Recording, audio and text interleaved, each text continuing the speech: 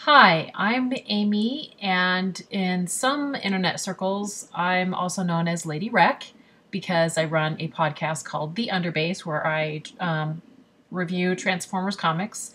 Um, I'm putting this video together because this weekend, me and my family are going to be attending what they call the 13th Annual Muscular Dystrophy Walk. Now, it happens once a year, and my son this last October was diagnosed with muscular dystrophy. Now, for any of you out there that don't know anything about muscular dystrophy, I'm learning lots about it myself. It's basically a degenerative disease that affects the muscles of the body, which there's a lot of muscles in the body. There's the ones, of course, that we use to move, but then there's also the heart and just lots of different things that affect the body, obviously. And if you don't have muscles, yeah, well, basically my son, he was having some issues. We've kind of always known that he's also high functioning autistic as well, which the school has diagnosed him with, which I know it really sounds like it's really bad, but it's not nearly as bad as what you think. He does have a lot of characteristics that are apparent in autistic kids, but he's very functional in a classroom. He can, to an extent, he's starting to learn how to regulate his frustrations and whatnot. And sometimes he has a hard time. He's lacks confidence in a lot of different things. But the long story short that I'm trying to get to is the fact that the school was working a lot with his high functioning autism, and he's always had just a way of doing things because of that. And so for us, it kind of just, we thought that maybe some of the physical things that we were observing over the last couple of years was due to that. Well, at school, he was having some problems walking up the stairs. And so the teachers, mentioned it to us and said, hey, we've noticed this. It's getting more and more difficult for him. And so I was like, oh, okay, well, then I'm going to take him into his pediatrician and have him looked at and see if there's anything going on that we don't know.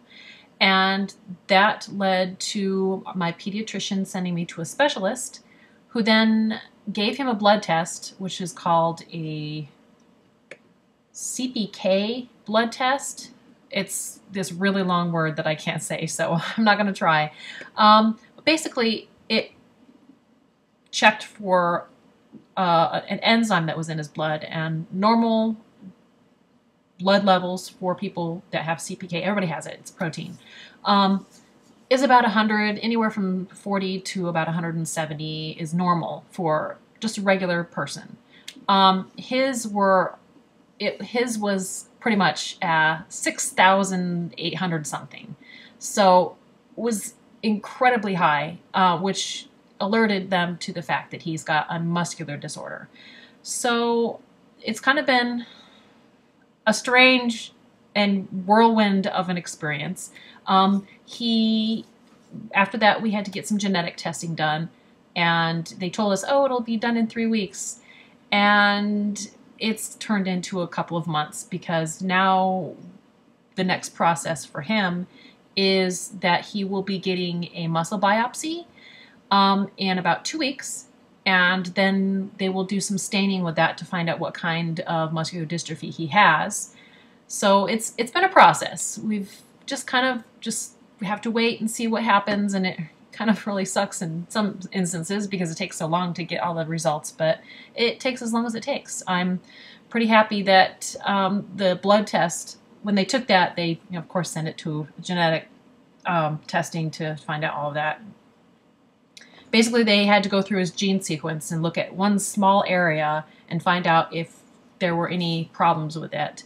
And when they sent back the test results, they said that it was pretty much normal, which basically means that they ruled out one little area of muscular dystrophy. But there are 9 different types, and it ruled out a few. But there's a whole lot more that it could be still. So we're not out of the woods. Like my mom's first reaction was, oh, this means he doesn't have muscular dystrophy anymore if it came out normal. I was like, no, it just means that genetically speaking, that's not what it is. It could be all of these other ones that are not found through genetic testing. So that's why we're getting the muscle biopsy, is to find out if he has this protein.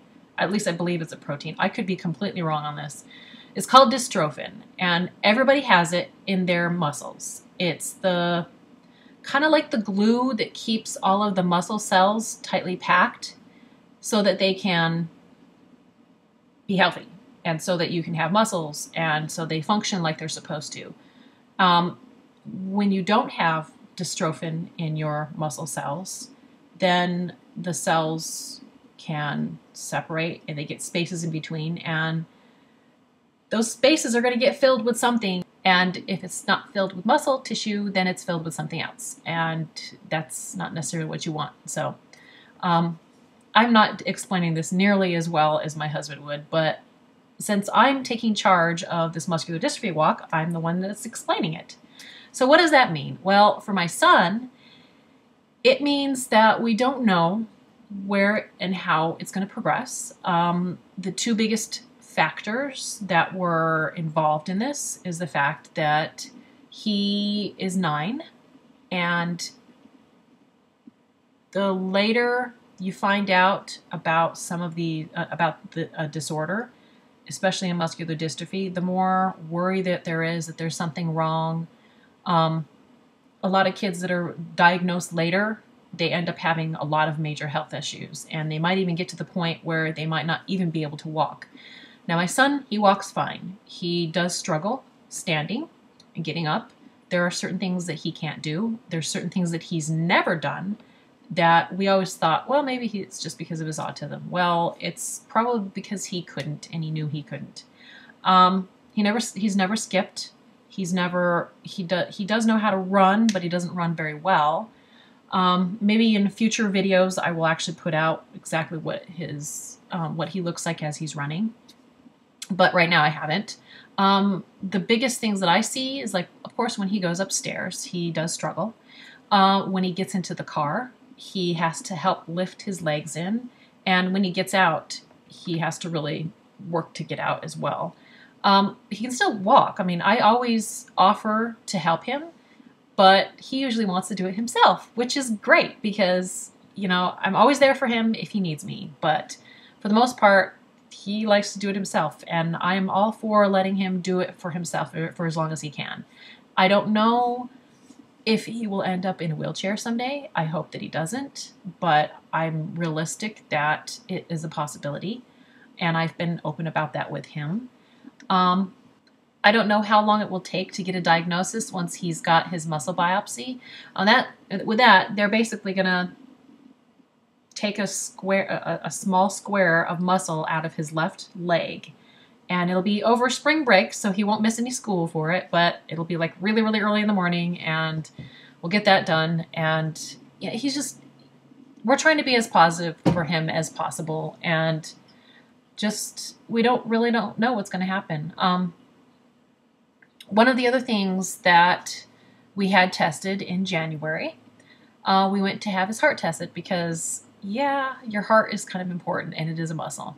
And so the neat thing about it is that he was on a table, and they basically took an ultrasound, like the same thing that they use to look at babies when they're in your tummy and, you know, before you have babies, to see, how they're growing and all of that. Well, they did a ultrasound of his heart, and it was amazing. It was just really cool because you got to see the flow of the red blood and it's not blue blood, but the flow of oxygenated blood as opposed to non-oxygenated blood. And it was just incredibly fascinating to see that technology can actually look at that and see different parts of his heart.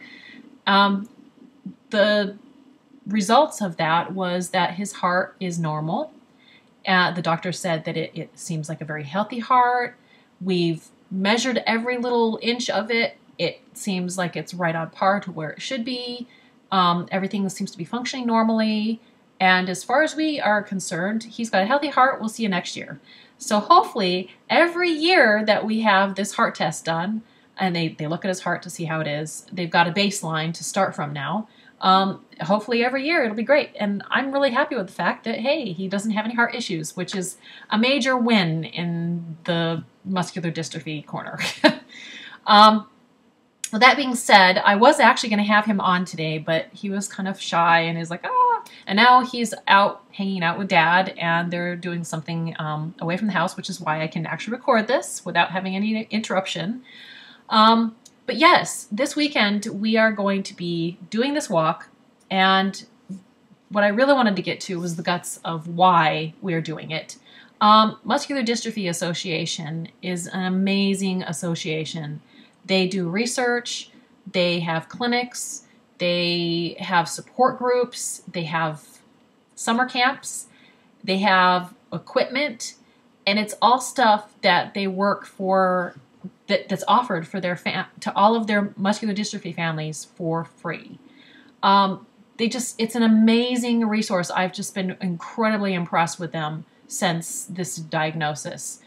This summer, my son is going to be going to a muscular dystrophy camp, and it's not too far from here. I mean, they happen all over the United States, but the one that we're going to happens to be about 2 hours away up in the mountain area from where I live.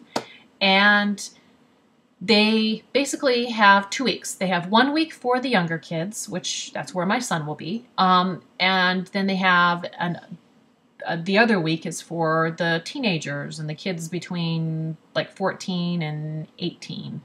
And this is pretty much only for muscular dystrophy kids.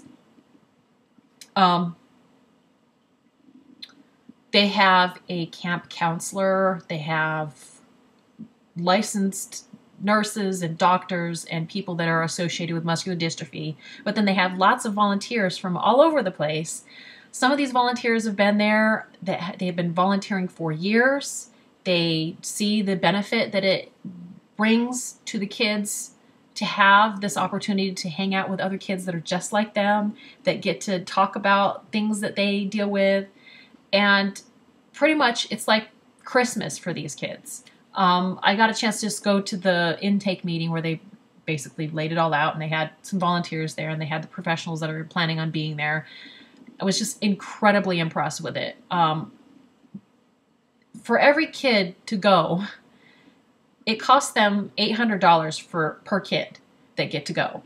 And I don't know where I don't know how much it is for the volunteers, but I know that's how much it is for the kids. And that is for free for us. We don't have to pay for it.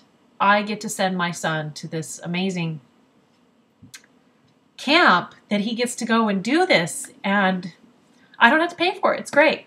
So because of that,